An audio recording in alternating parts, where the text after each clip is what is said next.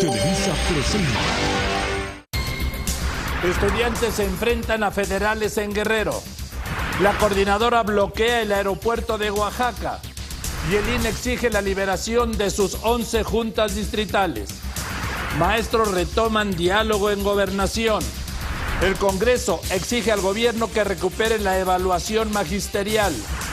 Blanca ya es huracán 4. Declaran indiciado a Rodrigo Vallejo y declaran la PGR.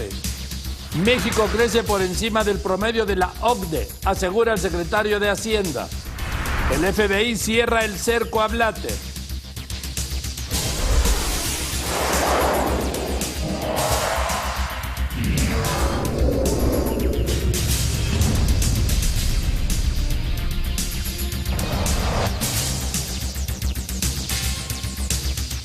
Muy buenas noches desde la Ciudad de México. Estas son hoy las voces, las imágenes y los sonidos de la noticia.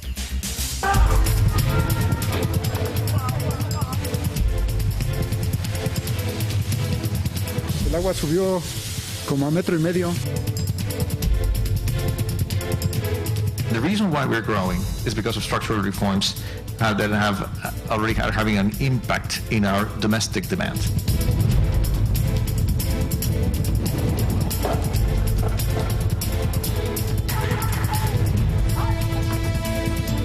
Exige a la Secretaría de Educación Pública que no suspendan el proceso de evaluación.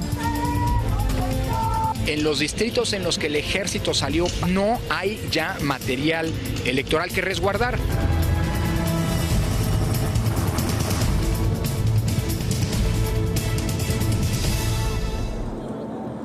Militantes de la Coordinadora Nacional de Trabajadores de la Educación se movilizaron en Oaxaca, Guerrero y Chiapas contra las elecciones del domingo y contra la reforma educativa. En Guerrero, estudiantes normalistas y algunos familiares de los desaparecidos tuvieron 2 enfrentamientos con policías estatales en un túnel de la autopista Chilpancingo-Tixla en el poblado de Matlatlapa. Y luego fueron reforzados por policías federales. Iban a Chilpancingo a sumarse a las protestas de la coordinadora. Normalistas y padres de familia de estudiantes desaparecidos en Iguala se enfrentaron contra policías estatales. Los hechos ocurrieron sobre la carretera de Cuota Tixla-Chilpancingo en el estado de Guerrero. Los jóvenes se trasladaban a Chilpancingo para realizar una movilización, pero fueron interceptados por los agentes estatales. Se colocaron sobre la carretera para impedir el paso de los autobuses a la entrada de un túnel que se localiza sobre la carretera. Los estudiantes bajaron y los policías les advirtieron que no los dejarían pasar porque sabían que provocarían desmanes en Chilpancingo. Luego retuvieron un transporte de carga, lo atravesaron en el interior del túnel e intentaron quemarlo sin conseguirlo.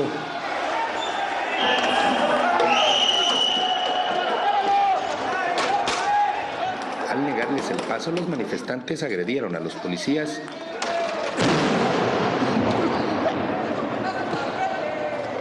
Les lanzaron piedras y los policías respondieron con gases lacrimógenos.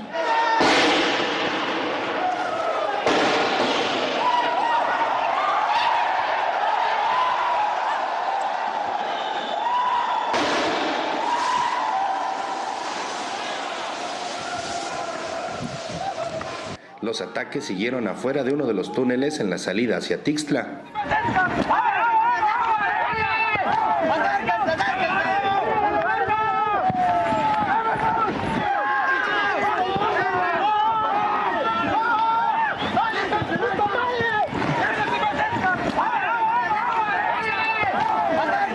Al lugar llegaron policías federales y soldados y replegaron a los manifestantes.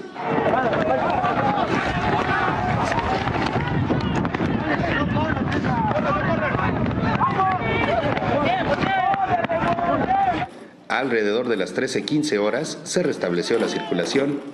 Con imágenes de Gustavo Sánchez, Llanos y García Subillaga, Noticieros Televisa.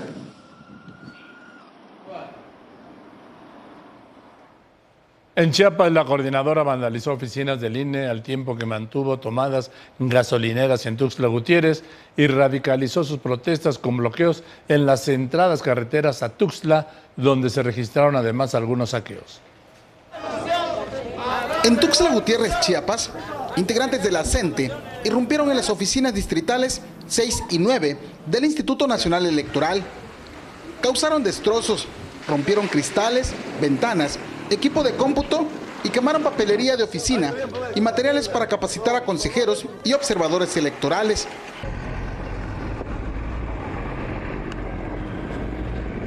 Una situación lamentable, sí, lamentable de que hayan utilizado estos métodos para presionar a las autoridades, a las instituciones, personas que son las encargadas de educar a las futuras generaciones. Durante más de 6 horas se apoderaron de las oficinas y las saquearon.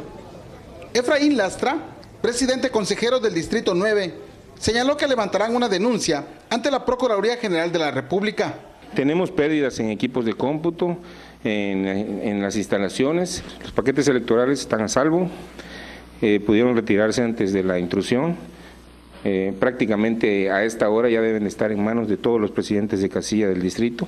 Otros grupos de la CENTE bloquearon los 2 accesos principales de Tuxtla Gutiérrez, retuvieron y saquearon 7 vehículos de carga. Por la tarde, quemaron 2 vehículos por la carretera que conduce a San Cristóbal de las Casas. Según las autoridades, pertenecían al Instituto Nacional Electoral y a la Comisión Federal de Electricidad. Juan Álvarez Moreno, Noticieros Televisa. En Oaxaca, la coordinadora bloqueó desde esta mañana todos los accesos al aeropuerto y suspendió todas las operaciones aéreas.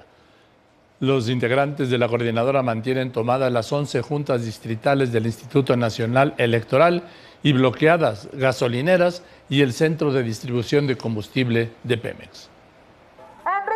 En Oaxaca, integrantes de la sección 22 de la CENTE bloquearon el Aeropuerto Internacional Benito Juárez de Oaxaca.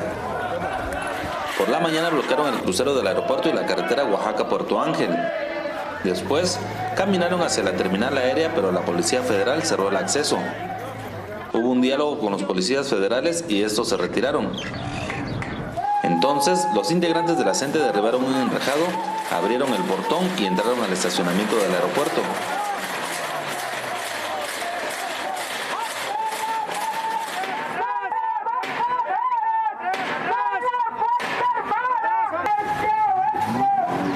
Alrededor de 800 personas se apostaron frente al edificio de la terminal aérea en el estacionamiento y el acceso principal. Por lo menos 14 vuelos fueron cancelados entre llegadas y salidas. En tanto, continúa la escasez de gasolinas en la ciudad de Oaxaca porque desde hace 3 días un grupo de la CENTE mantiene bloqueados los centros de distribución y no ha surtido las gasolinas. La mayor parte de las 40 gasolinerías de la ciudad y la zona metropolitana están cerradas. En todo el estado, este miércoles tampoco tuvo clases más de 1.300.000 estudiantes de educación básica. Jorge Morales, Noticieros Televisa. Esto allí que tiene cerrado el aeropuerto, que suspendieron todos los vuelos, cientos de personas se quedaron sin poder ir a Oaxaca y sin poder salir de Oaxaca, no hay gasolina. Aquí en la Ciudad de México, militantes de esta coordinadora marcharon de su campamento a la sede de la Secretaría de Gobernación en Bucareli. Ahí, autoridades de gobernación, encabezadas por el subsecretario Luis Miranda, recibieron una comisión de estos militantes de la coordinadora. Esta comisión reiteró su exigencia: suspensión definitiva, no indefinida, definitiva de la evaluación a los maestros, la cancelación de la reforma educativa y su rechazo a la jornada electoral del domingo. En Oaxaca dicen no hay elecciones. La reunión sigue a esta hora y no hay reportes de lo que está sucediendo ahí adentro. Hace unos momentos un grupo de normalistas que dijo ser de Guerrero intentó derribar las vallas colocadas ahí en las inmediaciones de la Secretaría de Gobernación. Una comisión de estos normalistas, después de esto, también fue recibida por autoridades de la Secretaría de Gobernación.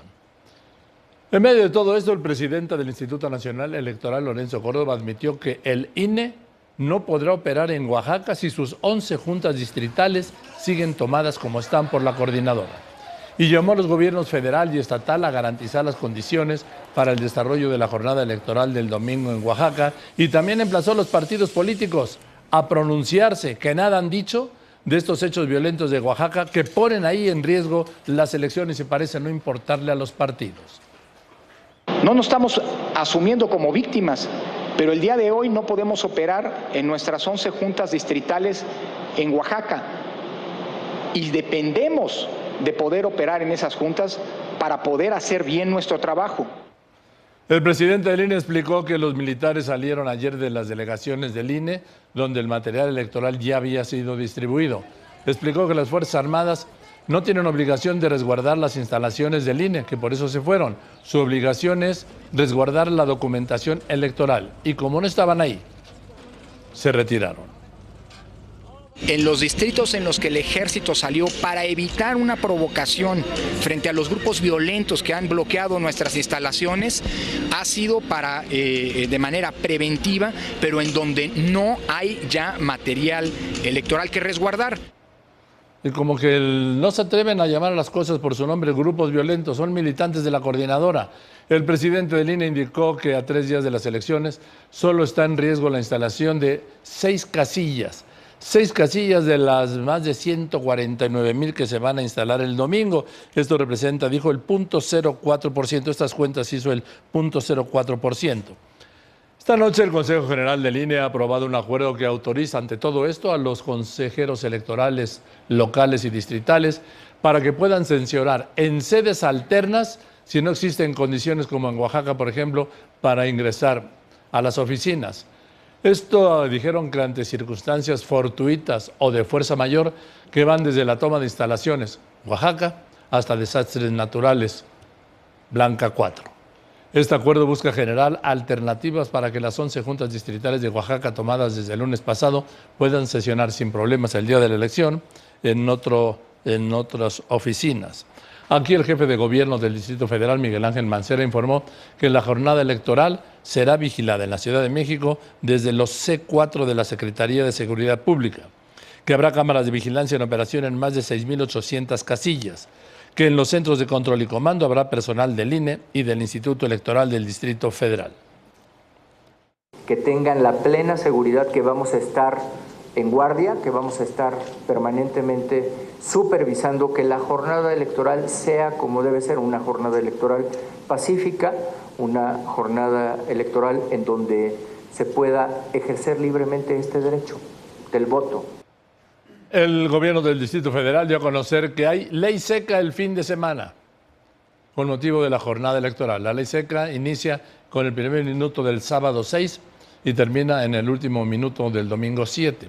El secretario de Gobierno, Héctor Serrano, informó que la ley seca incluye bares y también restaurantes y, por supuesto, antros y supermercados, en fin, y tiendas de licores, licorerías.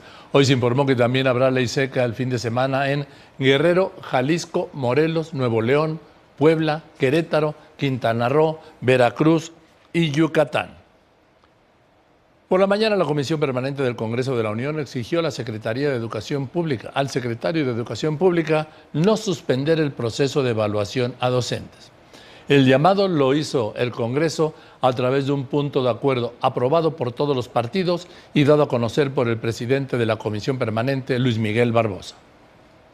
La Comisión Permanente del Honorable Congreso de la Unión se pronuncia por el pleno respeto al Estado de Derecho en nuestro país, por cumplir y hacer cumplir la Constitución Política de los Estados Unidos Mexicanos y por velar por todas las instituciones del Estado mexicano y velar que todas las instituciones del Estado mexicano cumplan con su responsabilidad.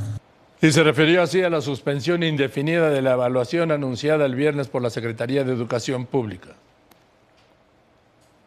La Comisión Permanente del Honorable Congreso de la Unión exige a la Secretaría de Educación Pública del Gobierno Federal y a las instituciones de educación pública de las entidades federativas que no suspendan el proceso de evaluación para el ingreso, promoción y permanencia de docentes en la educación básica y media superior.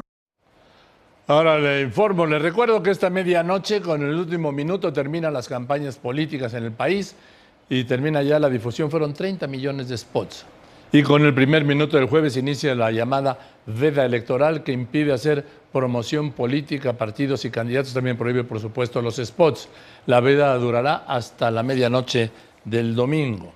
Le recuerdo a usted que el próximo domingo 7, Noticieros Televisa estará con usted durante todo el día para informarle de este proceso electoral.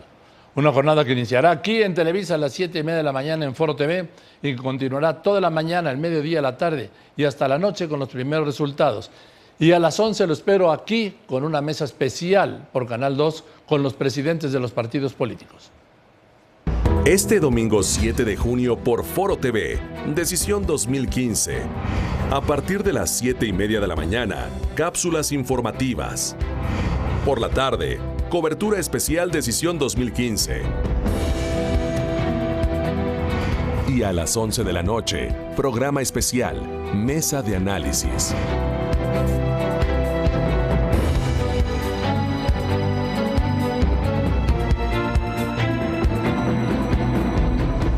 Conduce Joaquín López Dóriga, Canal de las Estrellas.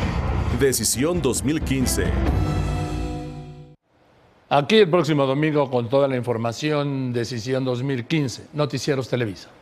Bueno, cambió la situación jurídica de Rodrigo Vallejo Mora, hijo del gobernador priista con licencia de Michoacán, Fausto Vallejo, quien esta noche sigue declarando en la CEIDO. Lo que pasa es que pasó de presentado, o sea, de citado a declarar, a indiciado.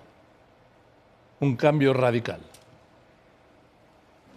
La Procuraduría General de la República informó que el Ministerio Público Federal, adscrito a la CEIDO, solicitó ante un juez penal la duplicidad del término constitucional en contra de Rodrigo Vallejo Mora, hijo del exgobernador de Michoacán, Fausto Vallejo.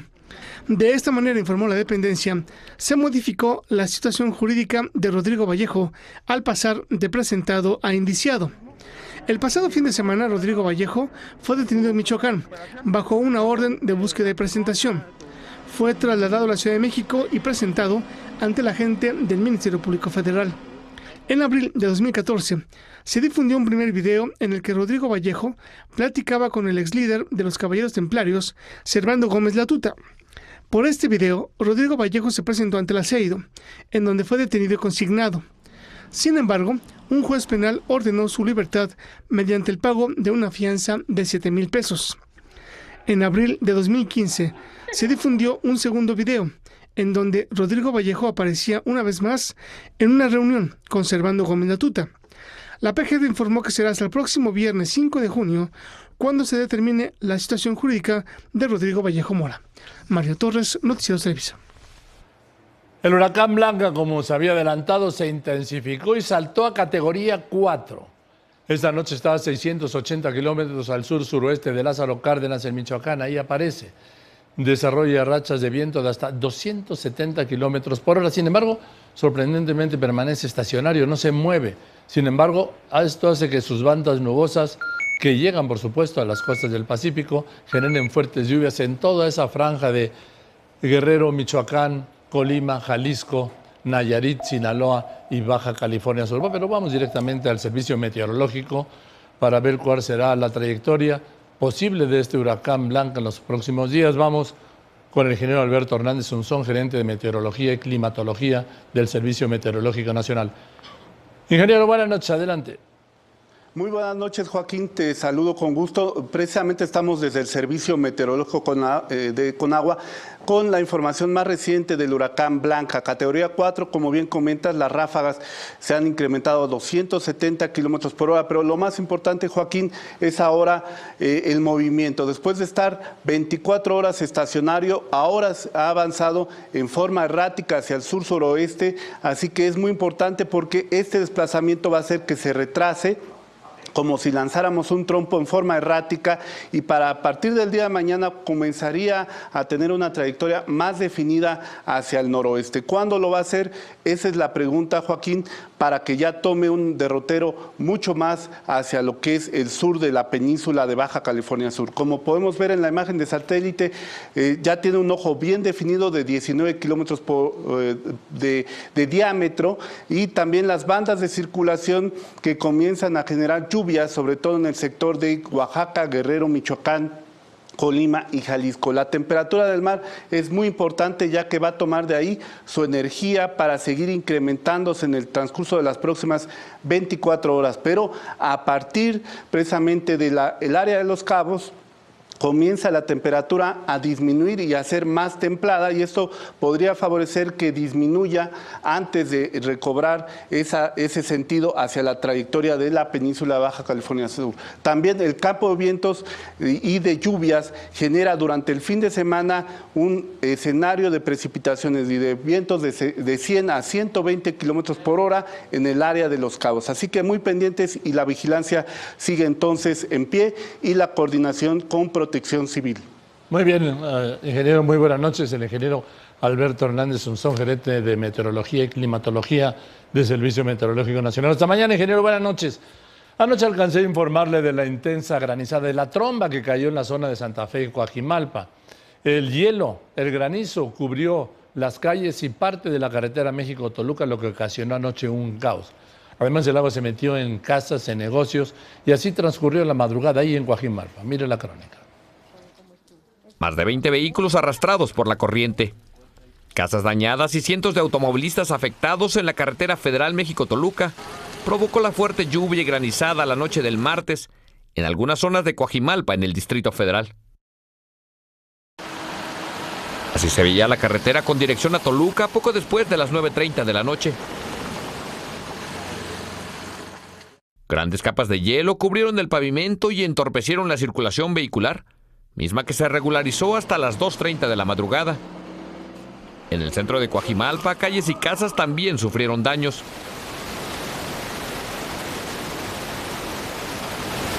Nos ayudaron los bomberos a sacar todos los bloques de granizo. El agua subió como a 1,5 metros. Los carros flotaban. El zaguán los abrió la fuerza de la lluvia. Esto es parte de la afectación que dejó la corriente de agua en la calle de Trueno. Son algunos postes de gas natural derribados, así como calles empedradas, las cuales fueron prácticamente destruidas. También el pavimento y bloques de concreto fueron levantados por esta corriente y muchos vehículos fueron arrastrados. Algunos autos quedaron recargados unos sobre otros. Otros fueron detenidos por árboles o postes, pero la mayoría de ellos terminaron en una cañada al final de la calle. El cauce del agua arrastró a 6 carros aquí sobre esta avenida. Más o menos lo que comentan los dueños de los carros, que son como 500 metros, según versión de ellos. ¿Lo que fueron arrastrados? Así es, lo que los trajo la corriente de agua, 500 metros. Desde sus domicilios aquí hasta el paso de peatones. Fueron detenidos por un puente peatonal y después jalados y sacados de ahí por habitantes de la zona y bomberos. Con palas, algunos afectados retiraron el granizo que cubrió sus calles, entradas y patios. Al amanecer, solo se reportaron pérdidas materiales. Guillermo Segura, Noticieros Televisa. En un momento aquí en este noticiero, imparables los accidentes de tráileres en México. Las crisis de los últimos 30 años, las económicas, siguen afectando a México, reconoce el secretario de Hacienda en París. El FBI y la Interpol intervienen en el caso de corrupción de la FIFA. Comienza el cerco a Blatter. Y en Televisa Deportes con Javier Alarcón al terminar este noticiero. México empató a 1 con Perú. Continuamos.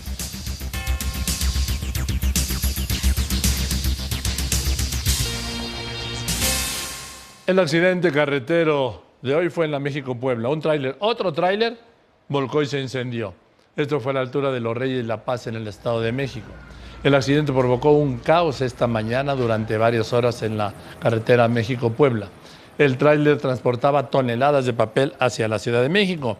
Y como le he contado, pues no hay noche que no le informe de uno o varios accidentes carreteros con tráileres, camiones de carga o autobuses. De enero a marzo se reportaron casi 4,000 accidentes carreteros. En 8 de cada 10 accidentes, la responsabilidad directa fue del conductor, Saray Méndez. La Secretaría de Comunicaciones y Transportes negó un aumento en el número de accidentes carreteros en los que se hayan visto involucrados tráileres. Los números que traemos nosotros no nos indican más accidentes. Desgraciadamente, estos últimos días sí tuvimos varios y han sido muy aparatosos y unas tragedias, como lo comentaba. Pero los números que traemos, ha habido una disminución. De hecho, del 2013 al 2014 se redujo un 18% el número de accidentes en carreteras federales. Y durante el primer bimestre de 2015, según las autoridades, la incidencia de accidentes carreteros se mantuvo prácticamente igual que en el primer bimestre de 2014. La Dirección General de Autotransporte Federal asegura que de enero a marzo de este año se registraron casi 4,000 accidentes en carreteras federales. De estos, en 200 casos se vieron involucrados tráileres. El saldo, 189 muertos y 198 lesionados. De acuerdo con la Policía Federal, el 80% de los accidentes en carreteras federales son responsabilidad del conductor. 9% se deben a agentes naturales, 7% al vehículo y 4% al camino. A pesar de las pruebas realizadas en carreteras, se han registrado accidentes en los que el chofer ha conducido bajo los influjos de alguna droga, como el que se registró en San Luis Potosí, donde murieron 11 personas, 9 estudiantes, su maestro y un chofer. Por otro lado, a pesar de que los pesos y dimensiones de los tráileres deben ser inspeccionados por las autoridades, de manera recurrente el exceso de carga es causa de volcaduras.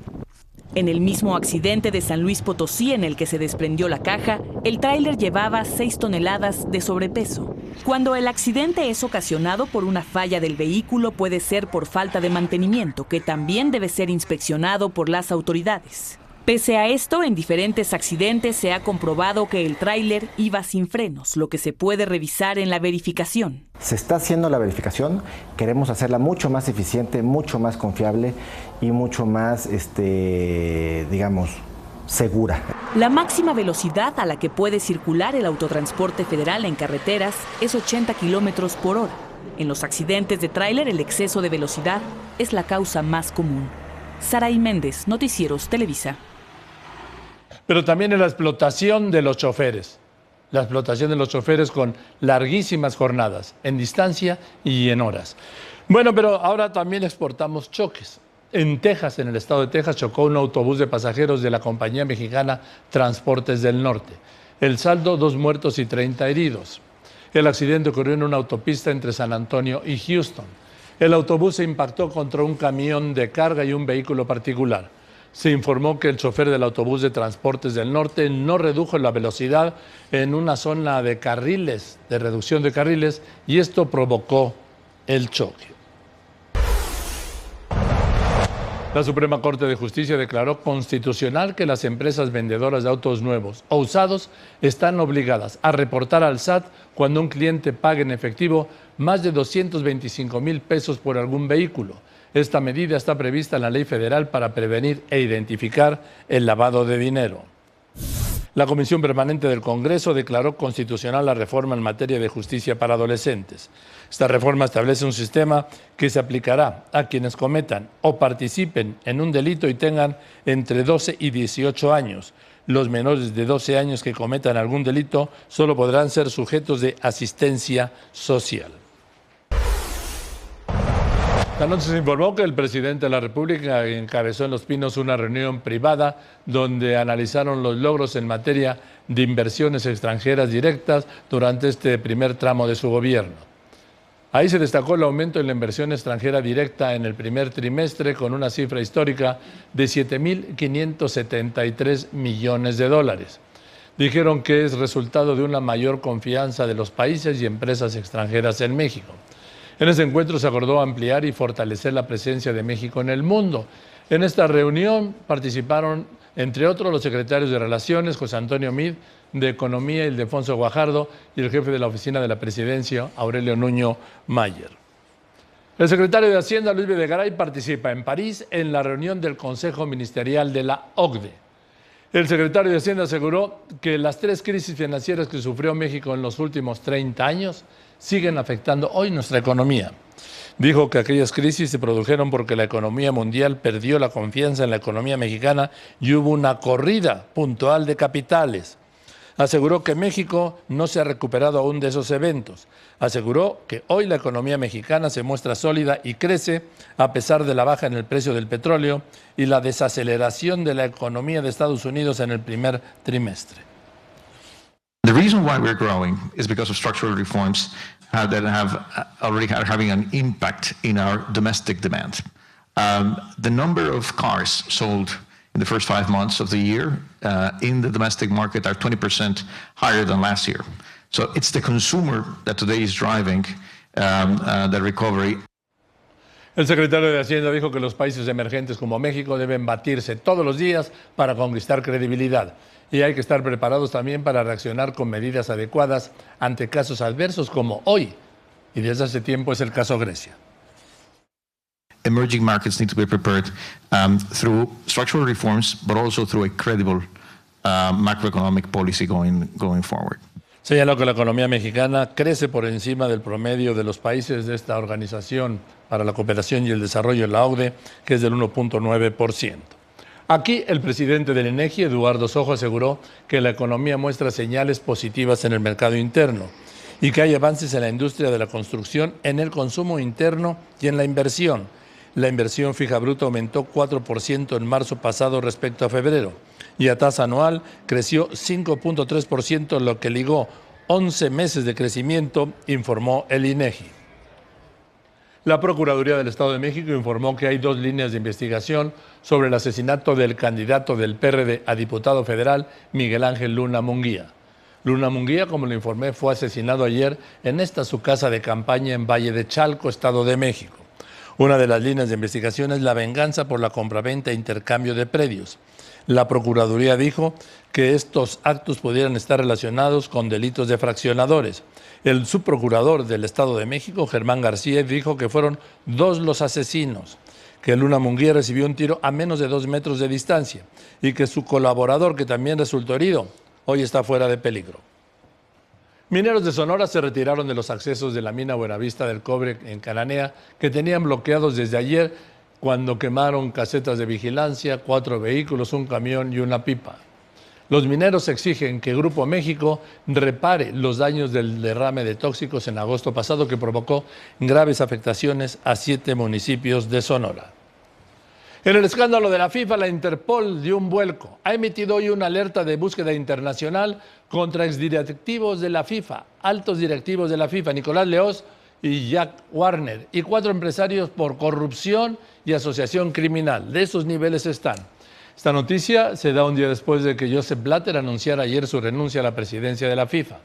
En medio de esto, el FBI inició una investigación sobre la concesión de los mundiales de 2018 a Rusia, ojo, y de 2022 a Qatar. Y por si faltara algo, el que fuera secretario general de la CONCACAF, este hombre, Chuck Blazer, admitió que él y otros funcionarios de la FIFA, que no ha identificado aún, aceptaron sobornos para la elección de los mundiales de Francia 1998 y Sudáfrica 2010. Y también aceptaron sobornos para los derechos de las Copas de Oro desde 1996 hasta 2003. Esto se desprende de la declaración que Blazer ha hecho en un tribunal de distrito de Nueva York. Este exfuncionario aceptó declararse culpable de crimen organizado y otros cargos, lavado de dinero, y está soltando toda la información. Además de admitir su culpabilidad, Blazer describió que los sobornos que recibieron él y otros implicados ingresaron a través del aeropuerto Kennedy de Nueva York en forma de cheque. Este es el delito, una parte del delito allá en Estados Unidos. Ante esto, la Procuradora General de Estados Unidos, Loretta Lynch, quien reveló al mundo la semana pasada este escándalo de corrupción de la FIFA, declaró hoy que la FIFA es corrupta en sus más altos niveles. Ya no mencionó por su nombre a Joseph Blatter, pero la investigación lo tiene como objetivo. Esta noche le voy a mostrar el video de la detención de 2 asaltantes aquí en la Ciudad de México. Su captura fue coordinada desde las cámaras de vigilancia. Miren. Ocurrió en una colonia del centro de la Ciudad de México.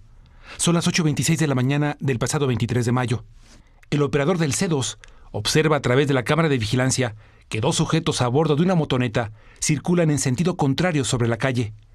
Se estacionan de forma repentina. Se dirigen a la banqueta e interceptan a un joven.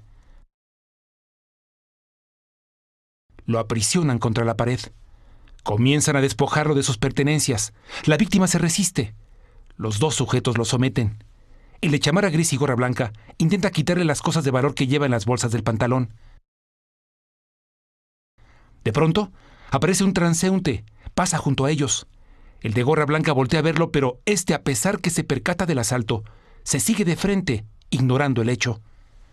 El joven sigue forcejeando con los 2 asaltantes, pero ante la impotencia cede. El sujeto de chamarra gris tiene en su poder la mochila de la víctima. El cómplice de chamarra blanca recoge del suelo algunas monedas, parte del botín. Ambos delincuentes se dirigen a la motoneta. Antes de marcharse, voltean a ver a la víctima, quien impotente solo observa cómo se alejan. En su huida, los asaltantes pasan junto al ciudadano que fingió no percatarse del asalto.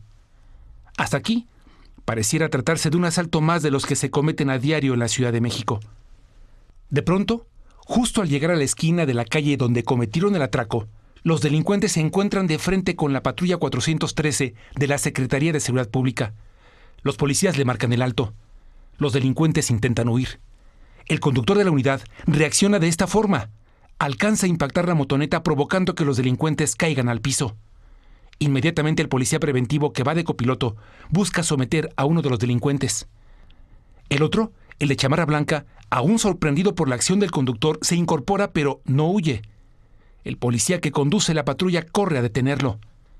Algunos ciudadanos asombrados por lo que acaban de presenciar comienzan a acercarse.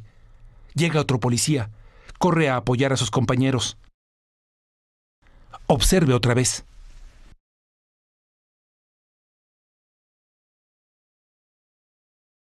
De acuerdo con estadísticas de la Procuraduría de Justicia del Distrito Federal, se denunciaron 8.977 robos a transeúnte en el año 2014, un promedio de 24.6 casos por día. Al menos en esta ocasión, la oportuna intervención del operador de la Cámara de Vigilancia y de los policías, Luis Alberto Hernández Gabriel y Héctor Sánchez Gámez, evitó que se consumara un asalto más en la vía pública. Los asaltantes fueron identificados como Joel Morales Medina, de 32 años, e Irving González Luna, de 23 años. Santos Mondragón, Noticieros Televisa. Me están informando casi unos minutos. Después de 13 horas de tener bloqueado el aeropuerto de Oaxaca, militantes de la coordinadora lo liberaron. Ese es el reporte, que ya lo liberaron.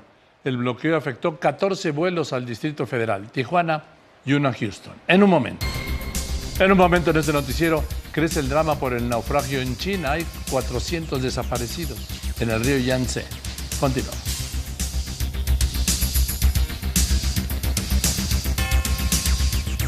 En China cada vez son menos las esperanzas de encontrar sobrevivientes del naufragio turístico de Estrella de Oriente, en el que iban más de 450 personas. Hasta esta noche el saldo es de 29 muertos, 14 rescatados, pero más de 400 desaparecidos, 400 de 450. El barco hacía un crucero en el río Yangtze cuando se hundió. Se informó que la causa pudo haber sido un tornado. Le quiero decir que hace apenas un mes un grupo de al menos 10 mexicanos hizo un crucero en este mismo barco que naufragó. Murió Mario de la Piedra, uno de los pioneros de la televisión mexicana, murió aquí en la Ciudad de México a los 85 años. Mario de la Piedra fue productor y director, fue vicepresidente de Canal 4 y de Telesistema Mexicano, que después se convertiría en Televisa. Fue promotor de talentos como Don Pedro Vargas, Lola Beltrán, Lucha Villa. Era vicepresidente de la agrupación de iniciadores de la televisión, y esta noche los señores Emilio Azcárraga, Bernardo Gómez, Alfonso Dangoitia y José Bastón y todos los que aquí trabajamos expresamos nuestro pésame. Descanse en paz, Mario de la Piedra. Esta es la opinión de Rolando Cordero. Admitámoslo, México tiene décadas sin desarrollarse, a pesar de sus muchas potencialidades. Sabemos bien que algunas de estas se agotan, pero el tamaño de la economía y la demografía, así como su vasto territorio, permiten hablar todavía de un México con expectativas de futuro. No se ha hablado de esto en la campaña electoral y es indispensable hacerlo una vez constituida la nueva legislatura. Hacer de esta la hora del desarrollo, que implica crecimiento económico con redistribución social, no es solo urgente, es vital.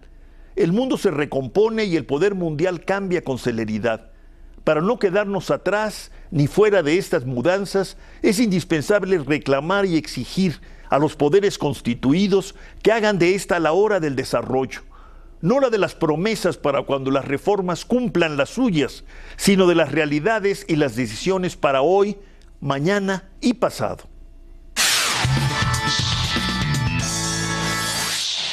Gracias, Rolando. Muchas gracias a Rolando Cordero. Eso es todo en este noticiero. Le invito a que forme parte de esta gran, pero gran comunidad en Twitter, @López Dóriga, y lo dejo en Televisa Deportes con Javier Alarcón y lo espero aquí mañana en el noticiero. Mañana ya noche de jueves. Gracias, muchas gracias y muy buenas noches.